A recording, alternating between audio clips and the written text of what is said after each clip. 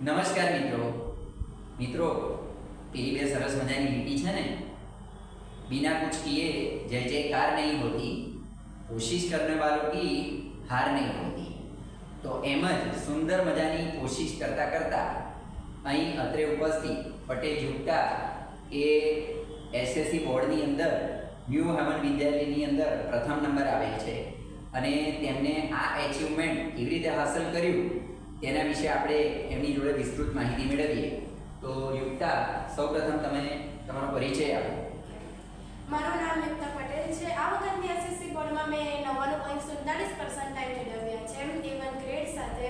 આ માટે હું ગાયત્રી ક્લાસીસ અને તેમના સ્ટાફનો દિલથી આભાર વ્યક્ત કરું છું। ઓકે, યુક્તાએ સરસ મજાના પર્સન્ટાઇલ મેળવેલા છે, સાથે સાથે એને વિજ્ઞાન વિષયની અંદર 100 માંથી 100 ગુણ પૂરા મેળવેલા છે।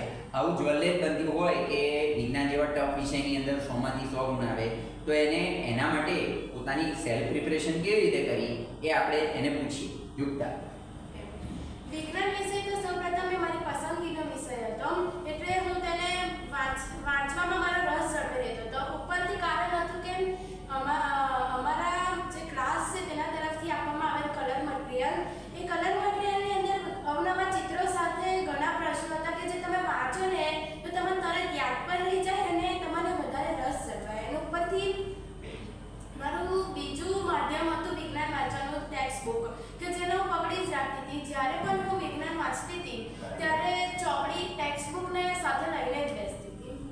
એટલે વિજ્ઞાન વસ્તુ મેં 1 કલાક મેં વીકમાં 3 કે 4 દિવસ 1 કલાક મેં વાંચતી જ હતી સર। રેગ્યુલરલી વિજ્ઞાન તું વીકમાં 4 દિવસ 1 કલાક વાંચતી હતી અને એને કારણે વિજ્ઞાનની અંદર આટલા સરસ માર્ક તે હાંસલ કરી શકે। Very good.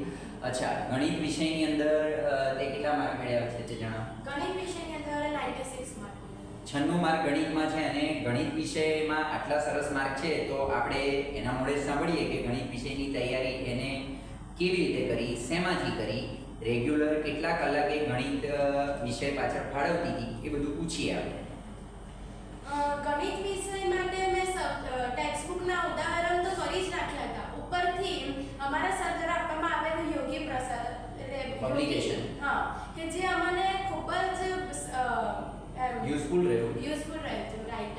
એનું પાછળનું કારણ કે એમાં નાના એમસીક્યુ હેતુલક્ષી બધું જ લઈને મોટા દાખલા બધું જ હતું, એટલે કે તમારી દરેક પ્રેક્ટિસ થઈ જતી હતી અને સાથે સાથે કે તમને એ કરવા મજા બી આવે। એટલે રાત્રે ઊંઘ ના આવે એના માટે મેં 9:30 થી 10:30 એટલું પ્રેક્ટિસ રોજ કર્યા કરતી હતી ગણિતની। બરાબર છે કે જો યુક્તા રોજ ગણિત વિષયની 1 કલાક રેગ્યુલર પ્રેક્ટિસ કરતી એને કારણે એ ગણિત વિષયની અંદર 96 માર્ક મેળવી શકી। આ ઉપરાંત એને સંસ્કૃત વિષયની અંદર 100 માંથી 99 માર્ક મેળવેલા છે।